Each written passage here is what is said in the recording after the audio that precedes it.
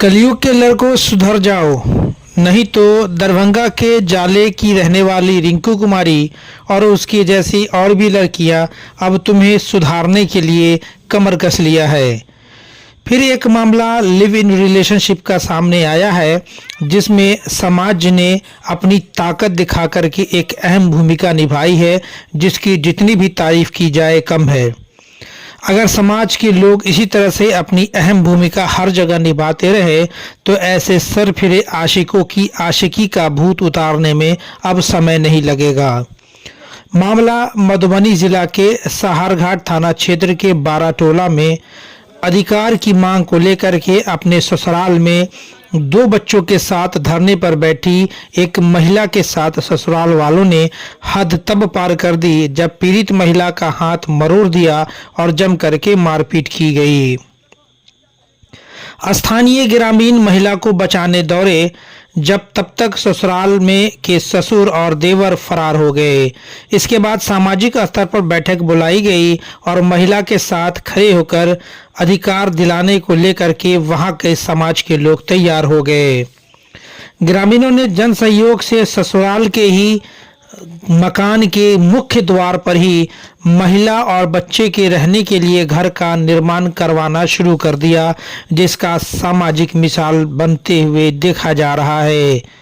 दरअसल बाराटोला निवासी राम बाबू राउत का पुत्र रवि राउत दरभंगा जिला के जाले थाना अंतर्गत मस्सा गांव के बैजनाथ राउत की पुत्री रिंकू कुमारी का पिछले 15 साल से प्रेम प्रसंग चल रहा था, जबकि पूर्व में इस लड़की की शादी कहीं और हो गई थी, लेकिन लड़की इस प्रेम के चक्कर में पड़कर अपने पहले पति को छोड़ इसके साथ लिव इन रिलेशनशिप में रहने लगी। जिसके बाद रवि राउत से लड़का को 2 पुत्र भी हुआ। लड़का लगातार शादी करने को लेकर के आजकल कर रहा था। बीते 21 मई 2024 को सामाजिक स्तर पर सहारघाट के दुर्गा मंदिर में दोनों की रजामंदी से शादी करवाया गया। इसके बाद लड़की और लड़का यानी कि रवि राउत और रिंकू कुमारी ये दोनों अपने बच्चों को लेकर के दिल्ली चले गए, लेकिन वहां रूम ढूंढने के बहाने रिंकू कुमारी को रवि राउत उसको और उसके बच्चों को छोड़कर वहां से फरार हो गया।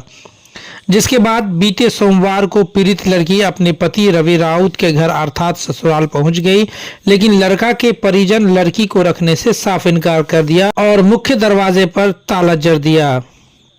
जिसके बाद बारिश में भीगकर लड़की अपने बच्चे के साथ ससुराल के चौखट पर धरने पर बैठ गई। जिसके बाद गुरुवार को पीड़ित महिला के साथ ससुराल वालों ने मारपीट की घटना को अंजाम दिया। पीड़ित रिंकू कुमारी ने मीडिया से बातचीत करते हुए कहा कि हमें हमारा अधिकार मिलना चाहिए। हम 2 बच्चों के साथ कहां जाएंगे, हम इसी चौखट पर मर जाएंगे, लेकिन यहां से अब कहीं नहीं जाने वाले। मेरे साथ मारपीट भी की जा रही है, लेकिन इस समाज के लोगों से हमें उम्मीद है कि हमें इंसाफ जरूर मिलेगा। आप लगातार यहाँ बैठे हुए हैं जी। क्या कह रहे हैं आपके ससुराल वाले, क्या कह रहे हैं? नहीं रखेंगे, मर जाएंगे पर रखेंगे नहीं, चाहे कुछ भी वीजा नहीं रखेंगे। तुमको जो करना वो कर ले।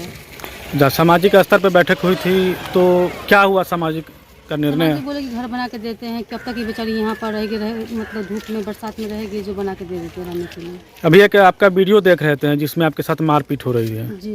क्या है वो? मारपीट करके भागे नेपाल से। कब? कल का बात है। कल ससुर मार के भाग गए, देवर अंदर छुपे हुए हैं। अच्छा, वो घर में था? जी।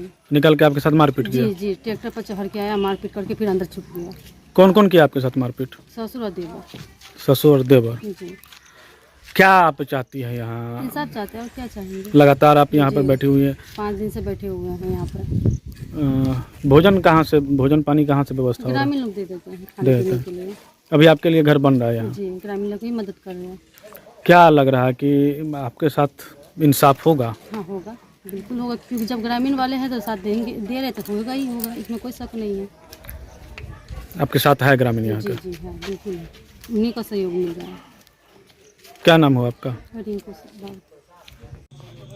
उधर ग्रामीणों ने कहा कि एक लड़की की जिंदगी बर्बाद कर दिया और सामाजिक स्तर पर शादी भी हुई, लेकिन आज ससुराल वाले उसे अपनाने से इनकार कर घर का दरवाज़ा बंद कर दिया और मारपीट भी किया जा रहा है, जिसके बाद समाज आगे आया और पीड़िता के साथ खड़ा हो गया। आज यहाँ पर जिस तरह से वो महिला लड़की है आई हुई है और धरने पर बैठी हुई है, आप ग्रामीण स्तर पे क्या कुछ निर्णय हुआ है? ग्रामीण को निर्णय तो हुआ कि भाई जिसको जो लड़का विवाह किया उसको तो किडनैप करके इसका बाप और भाई उसको रख दिया है कहाँ दूसरे जगह। लड़की को मुलाकात नहीं होने देता है न समाज को। लड़का का बाप कह रहा है हम इस लड़की को रखेंगे नहीं। समाज को इच्छा है कि किसी तरह से रख के उसको घर में इन करने दे। कई दिनों से ये लड़की धूप में वर्षा में बैठी हुई धरना पर, यदि कुछ आकस्मिक हो जाएगा इसलिए हम लोग पूरे ग्रामीण मिल करके एक ठो तत्कालिक व्यवस्था छावनी का कर रहे हैं, जो माने शीत और रौदा से उसको बचाव हो जाए। क्या लग रहा है कि लड़की कहाँ तक सही है और जो लड़का वाले हैं उनका क्या कहना है? लड़का वाला कह रहा है कि हम नहीं घर में जाने देंगे, हम नहीं रखेंगे। लड़का है ही नहीं, लड़का को किडनैप करके हटा दिया हुआ है। लड़की का क्या कहना है? लड़की का कहना है हम यहीं रहेंगे, मर जाएंगे सो होगा, हम दूसरी जगह नहीं जाएंगे, हम दूसरी जगह रहेंगे। इसलिए आप सभी ग्रामीण निर्णय लिए हैं कि कम से कम उसके रहने का व्यवस्था किया व्यवस्था जाए। तत्कालिक व्यवस्था कर दिया जाए। क्या नाम है आपका? दिनेश महतो। जिस तरह से आज यहाँ बाराटोल में सामाजिक स्तर पर बैठक हुई है, बैठक के उपरांत जो लड़की लगातार धरने में बैठी हुई है, तो क्या कुछ निर्णय हुआ है और कहाँ तक इस मामले को देख रहे हैं आप? पूरे ग्रामीण के साथ निर्णय यही हुआ है कि उनको धूप में पानी से बचने के लिए वहाँ तीन चार रोज क्या एक सप्ताह से ये सिलसिला जारी है और कल उसके साथ थोड़ा सा मारपीट भी हो गया। फिर भी पूरे ग्रामीण एक साथ है, पूरे ग्रामीण मिल करके उसको रहने के लिए व्यवस्था, जब तक रवि राउत उनके नज़दीक नहीं आता है तब तक उनको सुरक्षा के लिए उनके अथी बनवा करके तत्कालिक उसको रखा जा रहा है।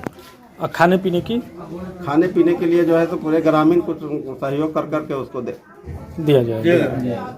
क्या नाम है आपका? सुनील माटो। सामाजिक स्तर पर इसके रहने और भोजन की व्यवस्था किया जा रहा है। लड़की को न्याय मिले इसके लिए सभी समाज एकजुट है। बहरहाल लड़की अपने बच्चे के साथ ससुराल की चौखट पर धरने पर बैठी हुई है और अधिकार की लड़ाई लड़ रही है। अब देखना बाकी है कि आखिर इसे न्याय मिल पाता है या इसी तरह ये चौखट पर ना जाने कितने दिनों तक अपने जीवन को व्यतीत कर पाएगी। Bureau report SDNN news.